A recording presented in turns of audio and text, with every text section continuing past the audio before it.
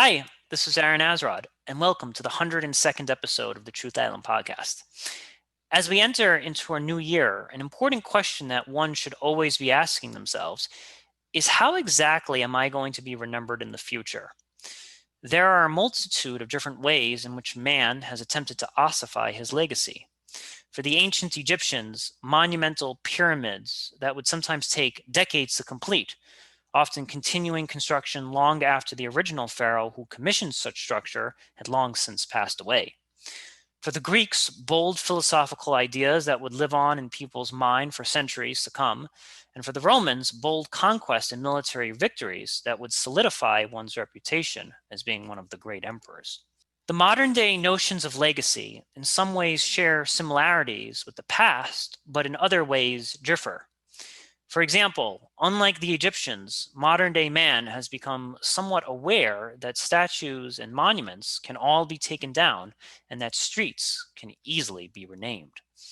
While it is certainly possible to buy one's name on the wing of a library, we tend to forget names, but have a better recollection of accomplishment. For example, everyone is familiar with Abraham Lincoln, who died as one of our poorest presidents, but not so much the presidency of John Tyler, who was one of our richest.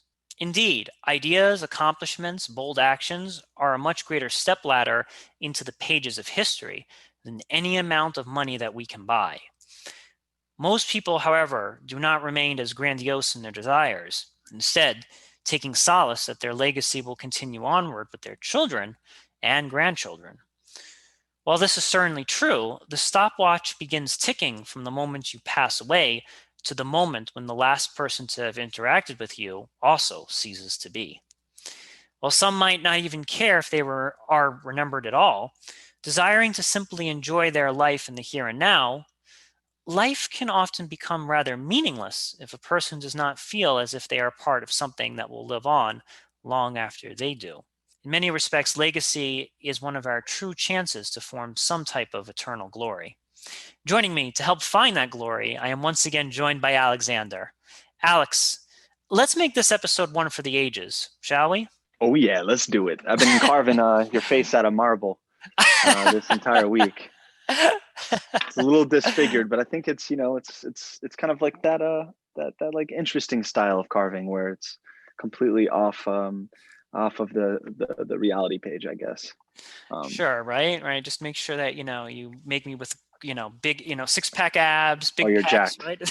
Yeah, 7 feet tall. You're the rock. You're stepping on the rock's throat You know, as it'd you be as you funny, move. man. It'd be funny if a lot of imagine all of these Greek guys were like extremely like morbidly obese, but all of their sculptures were just made to look beautiful, right? Wouldn't that just be like the biggest practical joke of history? You know what though? Everyone would remember them if they all had dad bods and conquered the Western world. That would just be It's almost like an early version of the selfie, I guess. Like everyone, yeah. these guys were Wow, it taking is. shirtless selfies way before the rest of us, and Right. hoped But hoped they would get comments on it. right, except they would remain in pose for about a week as the Yeah. artist like got the basics down. Oh yeah, definitely, absolutely. That's also why they say that, like, if you look at early photographs, you'll notice that no one is smiling, and people think, oh, well, people were just meaner and nastier back then. And it's actually Mhm. because you actually had to stay in that pose for like 5 minutes for the photographer to actually put like that little tent over his head and actually take the picture.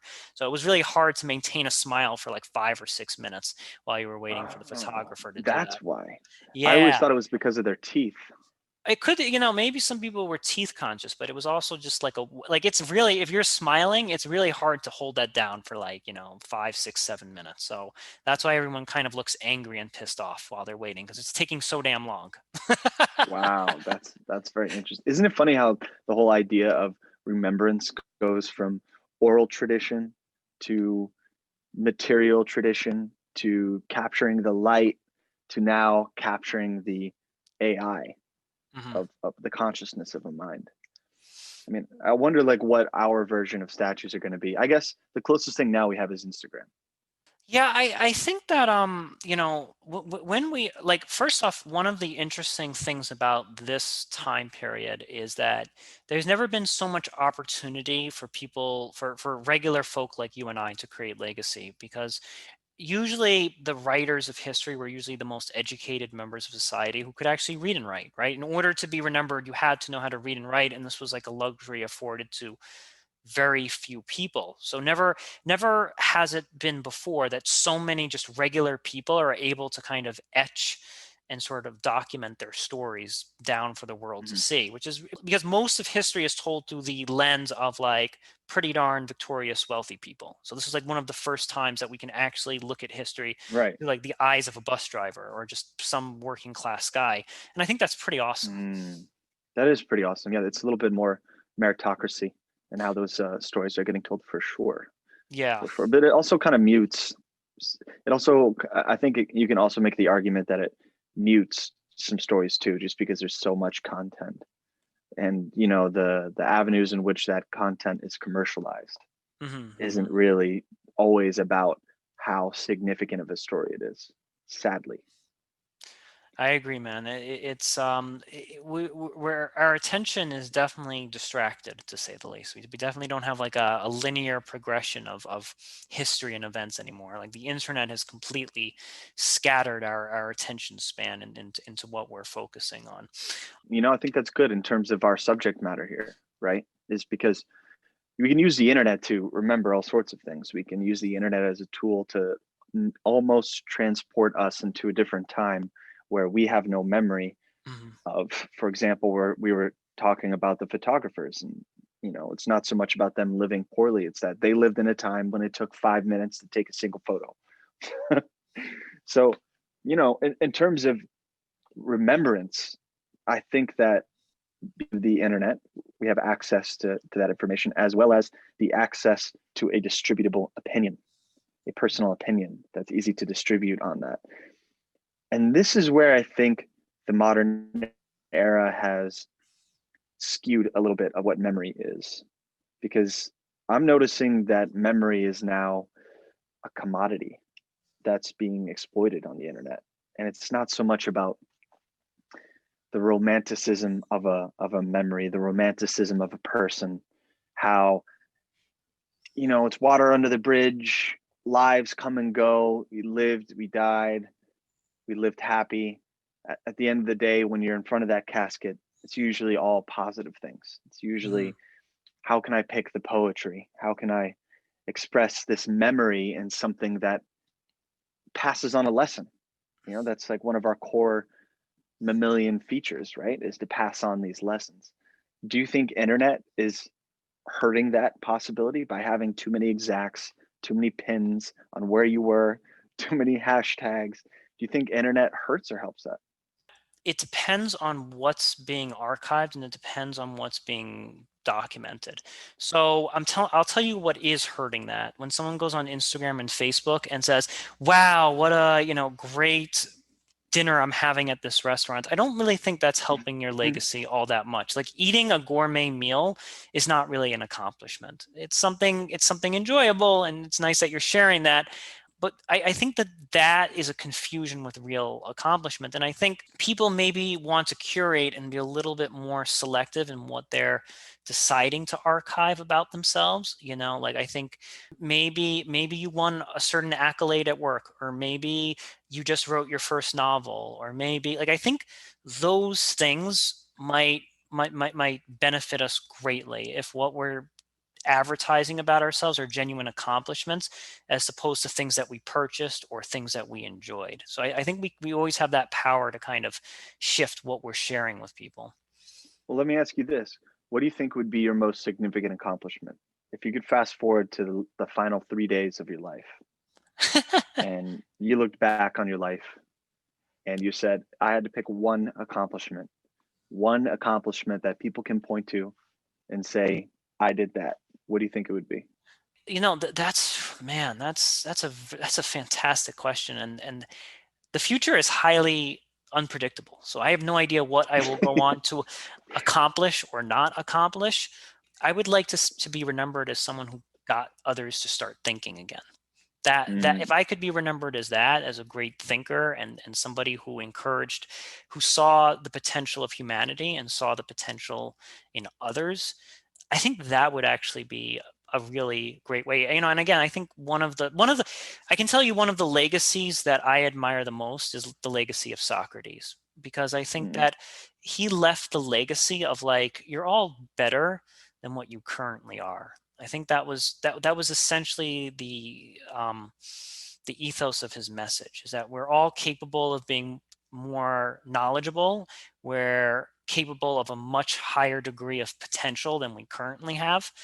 That that I think is a beautiful legacy to go beyond. Not conquering foreign lands, not accumulating vast bundles of wealth that I'll never really know how to spend. I think all of those things might get you some footnotes here and there, but they're not going to really create legacy. If you look at history, you'll notice that the people who come out really on top are your philosophers and spiritual leaders, like your Jesus Christ and your Socrates. And those guys were not rich. They didn't conquer vast territories, but they had ideas and they had ways of looking at the world that have managed to survive not just hundreds of years, but millennium. mm. So that's kind of where I look at it when I come to legacy. I think people who spiritually and philosophically influence us and fundamentally change the paradigm in the way we think of things, they're the ones that will be remembered because they have the ultimate utility value. Like like, but what was true in Plato's day is still true in our day, and that's why I think that our philosophers and spiritual leaders tend to do really well by history. Well, you nailed that answer. I mean, I don't think you could get a better legacy than what Socrates has accomplished. That's a pretty damn good legacy. Mine was a little bit more simple, so I don't know if I want to share, Yeah, go ahead. but No, that's a good one. I was just going to hey, say to make like I said, I think some grandiose legacies are just as they are grandiose. So sometimes even just being grounded in something more practical might be helpful. So go ahead, my friend. perfect. Then I'll in that case I'll send you the schematics for my monument.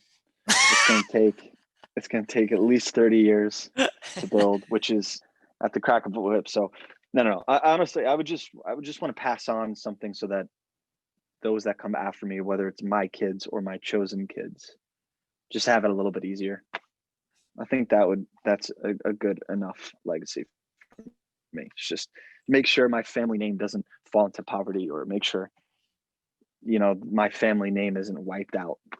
I think having some sort of helping hand to them, so there's more and more time for people to do more substantial and tremendous things as life goes on. It would probably be the legacy I would choose. I want to focus on this idea of legacy through children because I I look at this in a number of different ways, because I think that on one hand that's very beautiful. I think it's really beautiful to have children, and I think it's remarkable to give them a life that you never had or one up, and that they, there's this idea, especially there's this idea, and it's tied to like the American dream, like, your parents come here as immigrants, they work really hard in a restaurant or something, they send you to college, and then your children go on to become a part of the professional class, doctors and lawyers, and then their children can have a crack at becoming president and so forth. And there's something very beautiful in that kind of it's almost like a three generational step ladder, right, of Mm-hmm. like building that up.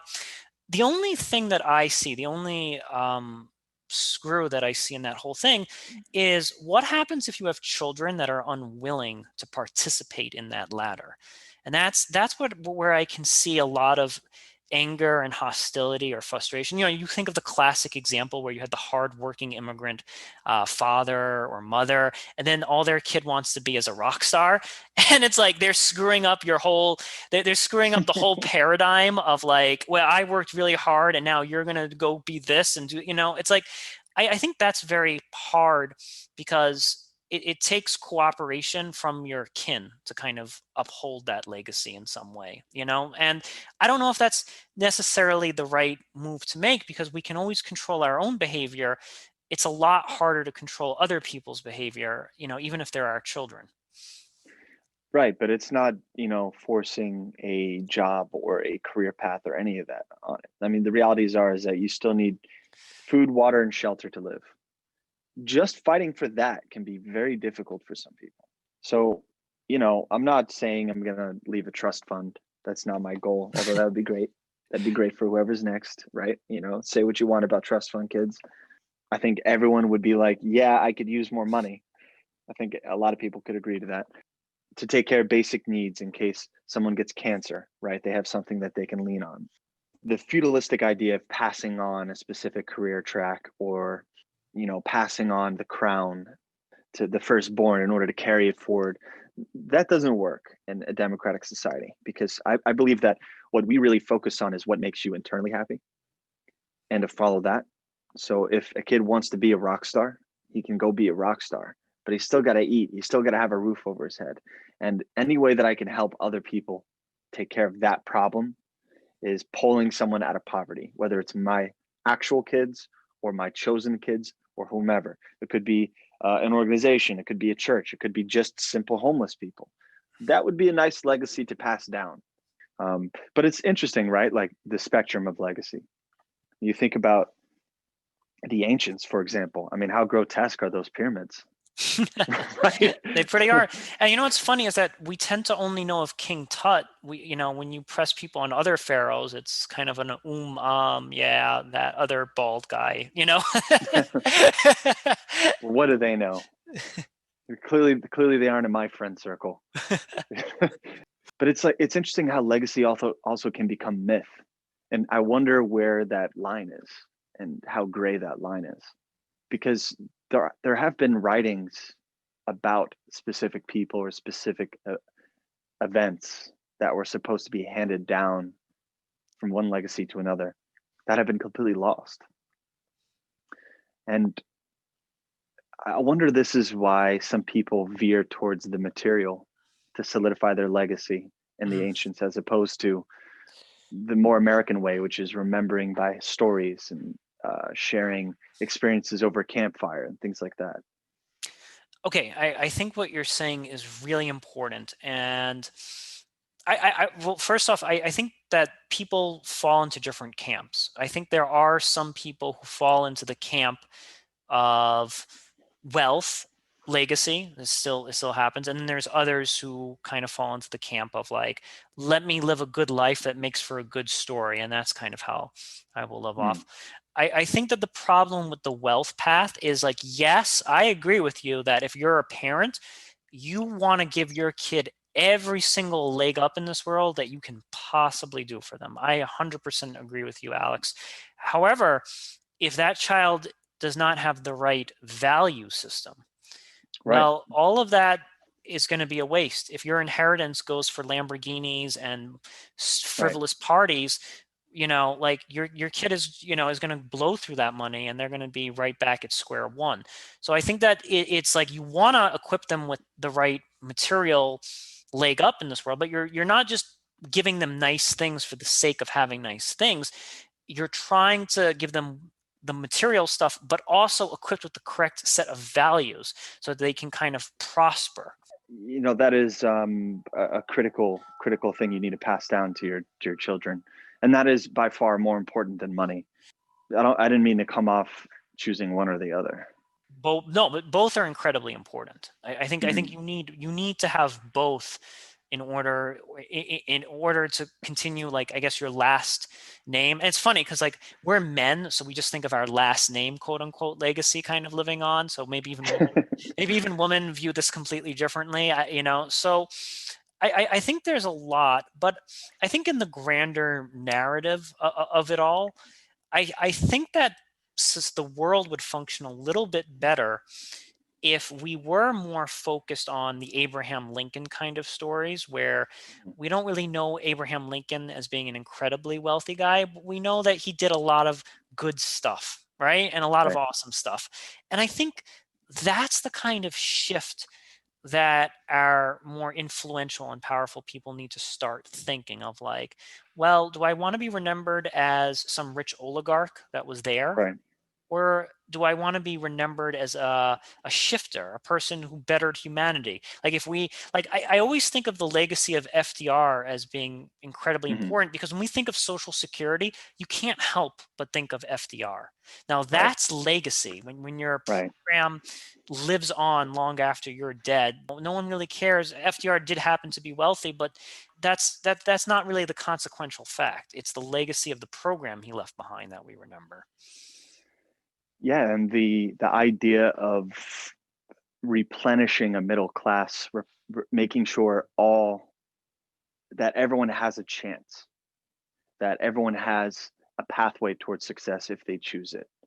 And I think that's really following along what I was trying to express is what I think would be the most beautiful legacy. So let's focus on FDR and the idea of a philosopher king, the people who embed these values, these principles, this archetype of what it means to be good and to do good and to spread good. I mean, FDR is definitely up there. He's a fascinating character, and he fought so much for people that had no promise of monetary return. Like I can imagine how many people in those rooms with him when he was making the decisions to create Social Security, to basically bring in all the gold to create the Federal Reserve. I imagine so many people were telling him, "You want this to be your legacy?" Like I can honestly see someone trying to convince him, saying, "You want this to be your legacy?" Well, These like, it's really funny. You're absolutely right, Alex. FDR was actually considered to be a class traitor because he was born wealthy. wow. A lot of his the people he grew up with, or people in his social circle thought, "You're a class traitor, my friend." And FDR is like, "No, I just believe that 70-year-olds should not have to go out to work 14-hour days in factories, that they should have some kind of nest egg retire on." And I think that FDR did not see about becoming wealthier in the short game. He saw Mhm. about what's my legacy going to be in the long game. That's the kind of thinking that you want. And I think I think some of our leaders might be there, but most of them are probably not. They're still thinking about like, oh yeah, if my friends in this oil company, like will do well, then I'll get like a kickback and like that's not the kind of legacy you want to be creating, is like kickback oil money or something like that. You want legacy of like, I created something that has phenomenally made the human Mhm. experience much better. Wow. Um, uh, there's so few who have made that leap and succeeded. I mean, do you think we could count five? Do you think we could count five people who really did that? It's tough. It really is, because the, I think that, like, I was reading about like the founding fathers, for example, Hmm. and there's two arguments. One is that they were these like products of the Enlightenment, and they did believe in like a more universal form of suffrage. But then there's also the argument that's made that they were just selfish plantation owners that wanted to get rid of Great Britain so they would have less taxation and build up their private wealth. And I actually think that both versions of that story might be true. I think Yeah, that, exactly. Exactly. I think that, sometimes your self-interest might also be aligned with the interests of humanity in general. But I think that it's, as time goes on and we start learning from ourselves, we are all like according to Plato, we are all the product of the virtues and value systems in which we as a society cherish, right? So if we cherish wealth, well, that's what we're going to remember. We're going to remember our most wealthiest people, right?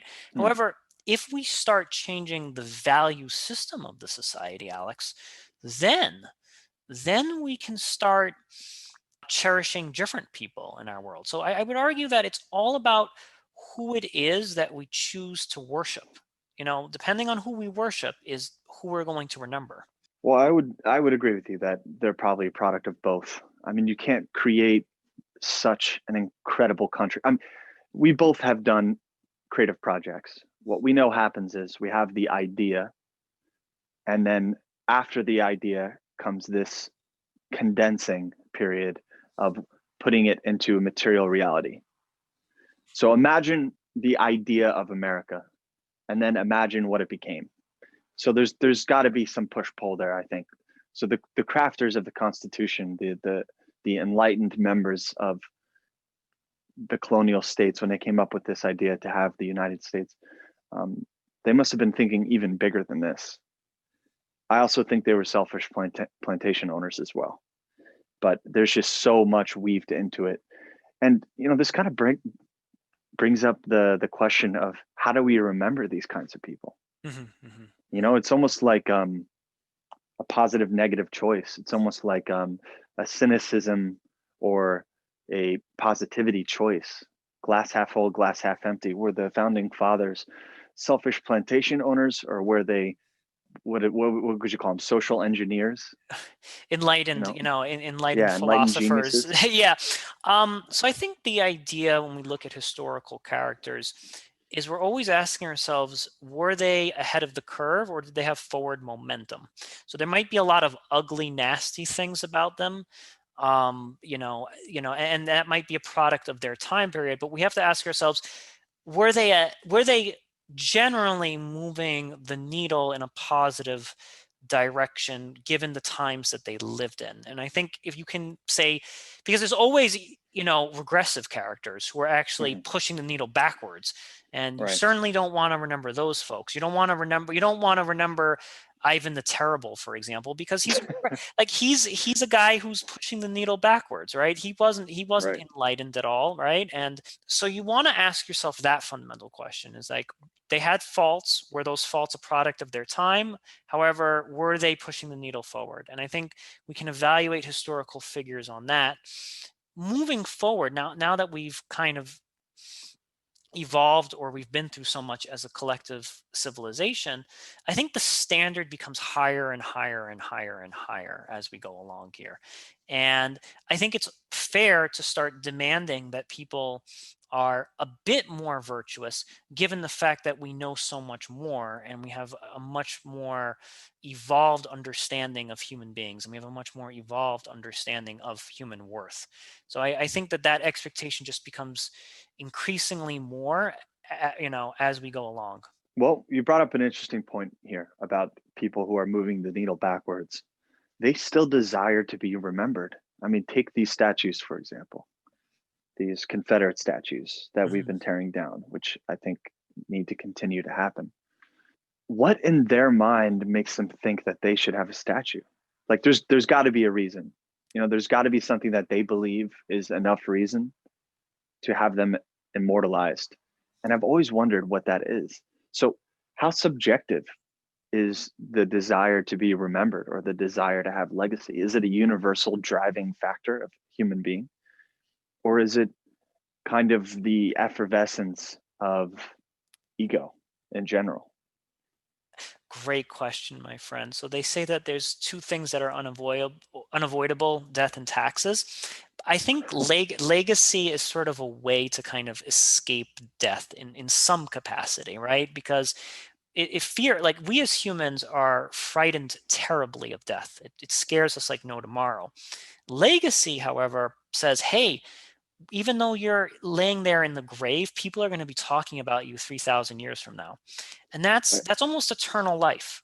So I think that eternal life is something that we all secretly strive for to some degree, right? To be remembered, to be spoken about, or just even periodically thought about years from now. And like we have that, and people try and approach that with whatever tools at their disposal. So for the Confederate generals and so forth, they thought that they were going to create a legacy by being the head of the Confederacy. Like that's what Jefferson Davis thought he would be. He thought he would be remembered as like the founding father of some new Southern country or something, And Right. people tend not to really think though, like if Jefferson Davis would have paused and said, hey, my legacy is basically founded in slavery, which is overall a regressive kind of backward system. If he had just paused for a moment and just said to himself, my entire legacy is built on something that's highly horrendous that will Right. probably be outlawed 50 years from now, he probably would have paused and been like, you know what, maybe this ain't such a great idea.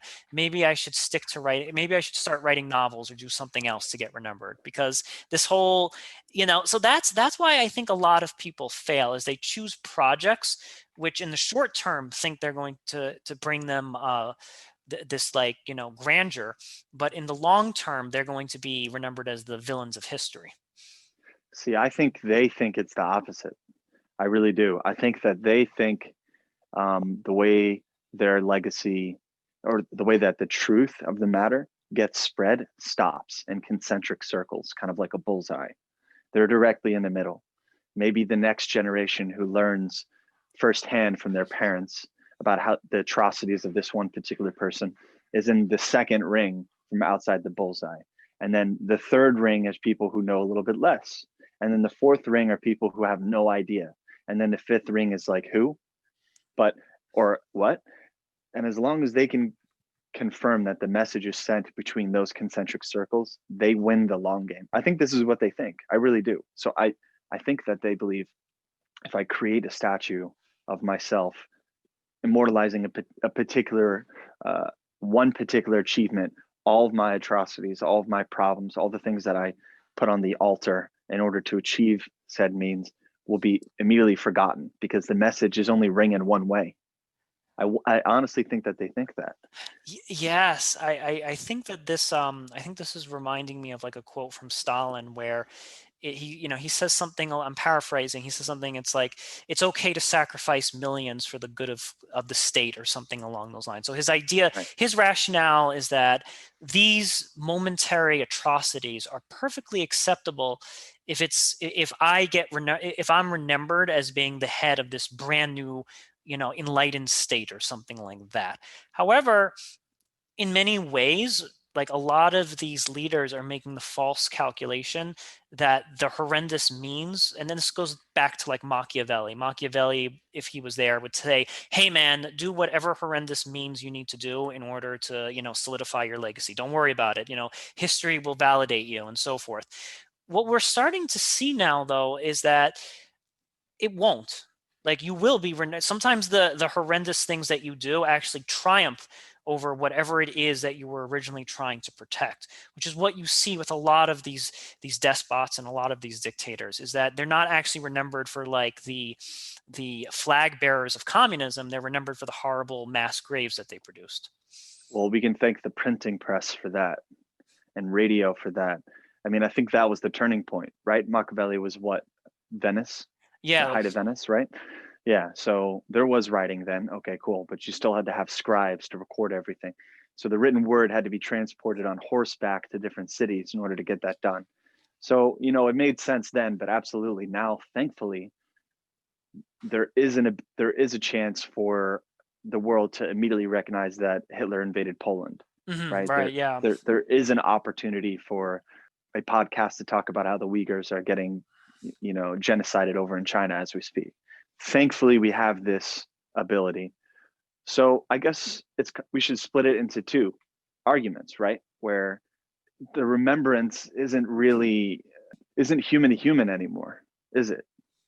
Right? It's more of like it's more about pieces of information kind of orbiting a human being that make up this collage of what he or she has done, right? Yes, yes. So I think that I like what you said about this collage of your memory, because the person who's trying to solidify their legacy, I think they make the erroneous mistake of believing that they hold the pen, right? They like Stalin or any of these other Mm, dictators believed that they held the pen, but they were kind of unaware of all that was being written of them by others, right? All like anytime that one of these people like yelled at somebody, anytime that they goofed, anytime that they did something wrong, someone else was secretly writing that stuff down, and then that mm, that collage becomes a part of their grander legacy, and it may not have a very positive verdict. right. It's sort of like there's a lot of people in our society, Alexander, and it's very two-faced.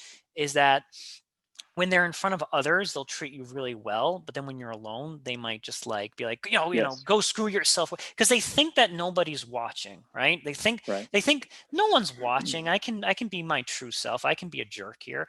But what they don't realize is that all of these micro things eventually make you become like a pretty crappy boss. So you always have to be aware of how other people are perceiving you, and that also influences your legacy. And it's the same thing with anything going on today, is always multiple accounts of what you're doing and how your rule is going. And I think that leaders need to be aware of that, even whether it's for selfish reasons or altruistic reasons. Absolutely. And I think the ones that allow that to occur naturally are typically the better leader because it's that basic, it's it's the logistics of what you just described. It's not in their control. They're not trying to control that. They're not trying to bend narrative or manipulate or coerce or any of that. They just are focused on the being, the example part. And I think this is why Abraham Lincoln is such a tremendous person to remember, is because apparently he embodies all of those things. He's one of the few people in history I would have loved to meet. I Yes. really do. Yeah. And I think with Lincoln is that I think one of the reasons, we have the Lincoln, memorial and not the Tyler memorial is because Lincoln was really focused on how can I do the greatest good for the greatest amount of people. And that's why he sticks with us, is because he wasn't focused on building up his personal wealth, and he wasn't necessarily focused on building his personal image. In fact, I think there's like one photograph of the guy. Think about that. One photograph of the guy That's ever wild. recorded, right? So that's the kind of amazing, that's what makes him so amazing, is that instead of just sitting there and getting and being there for the photo op, it's like my friend Kenny said just a few episodes ago. He was like, be wary of the guy doing nice things in front of the camera, right? It's Mm-hmm. really the guy who's doing nice things when the camera's not rolling that you are gonna want to trust. And I think Keanu Reeves. right, and that's kind of the beautiful things, because if you do enough good things without trying to attract attention to yourself, attention will probably naturally just come to you anyway. The idea of remembering, do you think we can brainstorm in terms of what you think that's going to be like 100 years from now? Hmm. Well, let's do this. I'm curious what, in your brilliant mind, what you think the I'm glad you think I have a brilliant mind, by well, that's what I remember, but now that I think about it, do you think that the way that we remember since pandemic has changed everything? Do you think that we've kind of entered this new firmament in terms of how we remember people?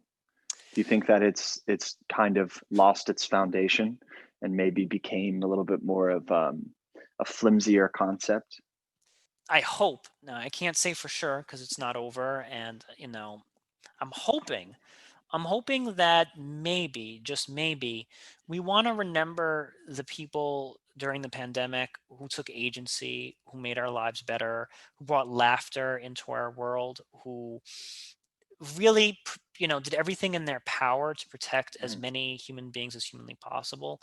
One thing that I always find tragic is paramedics are some of the most underpaid people. Like their salaries are yeah, extremely low, and right. like some of them make as low as like 25,000 a year. I'm like, if you, and when you think about it, my friend, if that paramedic picks you up the wrong way, like if you get hit by a car and he twists your neck, you're done for, you're paralyzed for life. So that's how important that job is.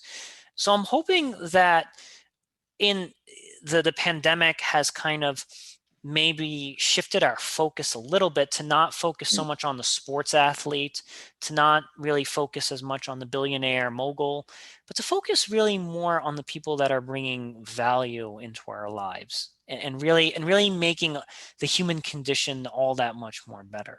So I think if we can start, and we don't have to just focus on lay people, we could also focus on powerful people, but we should be questioning, like I think it's a travesty how much we remember and worship and idolize sports athletes. It's like, mm, okay, you kicked that ball into a net, or you threw a basketball through a hoop. Great, fantastic. But what have you done to like uplift the human condition?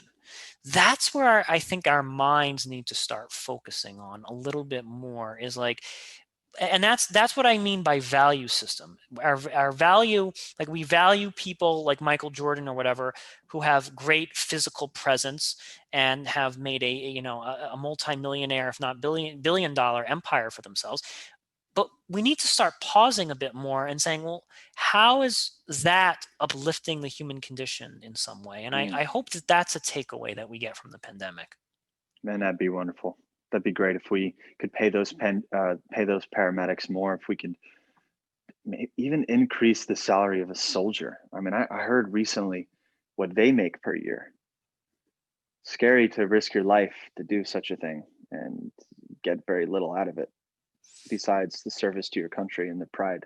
That would be fantastic if we shifted our focus to support the pillars of the very things that hold up this nation. Yes, yes. I think that and the argument I'm going to make here is that I think we have reached a level where we are enlightened enough to know these things. Like like maybe in the past we were like, oh, we're ignorant to I'm like, there's been enough communication, there's been enough philosophy, and there's enough thought. We know deep down what is the right thing to be doing. We Mm-hmm. know deep down who are the right people to be worshiping. We know deep down who are the good people amongst us. So I think that because we have that knowledge, we all have that knowledge, and we all have that ability to recognize greatness and goodness when we see it. It's just a question of acting upon it and Mm. seeing what's right before us. So, do you believe? Would you put faith in humanity to make those choices, or would you say that your belief in humanity is a little bit darker and that people have known for a long time but have decided to not reinforce it regardless? That's a $1 million question, Alex. Million Yeah. dollar question. If you talk to Pinker, he'll tell us that we're just becoming better human beings and more humane. Others might say, no, we're only nicer to each other because we have giant nuclear warheads pointed at one another, and Wow. that kind of makes us want to get along and so forth. To be quite honest, I think that there can be a selfish component to this as well. And hear me out on this, okay? If the goal is to create legacy and to be remembered, all we have to really do is just change the rules of that system. So instead of saying, hey, we're going to remember Michael Jordan because he's really wealthy and gifted athletically, if we change the rules of the game and say, we're going to remember this person who was super altruistic and super Mm. nice and made a lot of sacrifices. Like, I'll tell you what, someone who's going to be remembered long after Michael Jordan is probably a person like Jesus Christ, because his legacy is altruistic sacrifice, right? Like, Hmm. as whether you're religious or not religious, he's basically known as, and the same thing with Socrates, right? Like, they are known for making altruistic sacrifices. So in the long game, the people who made the incredible altruistic sacrifices, they get to live on for millenniums. Hmm. Whereas the people like Michael Jordan, well, he'll be cool and popular in the 90s and 2000s, but then are we still going to be talking about Michael Jordan 150 years from now? Probably not, my friend. So No. if we start teaching people about the long game, then I think that their behavior will start pivoting and shifting, because there is a selfish component to it. I'm not going to lie here, but we can use that selfishness for good. Well, I hope people remember that. I do, I do too, Alex. I hope they take, I hope that they take this time as we enter a new year to start reorienting themselves, especially. And here's the key thing, my friend. Once we get out of this lockdown, it's really tempting to just go back to the bars and just go back to the person you were. It's a lot more difficult to become the person you were always meant to be. Alex, thank you so much for being on the show today. Anytime. This concludes the 102nd episode of the Truth Island podcast. I'm Aaron Azarad.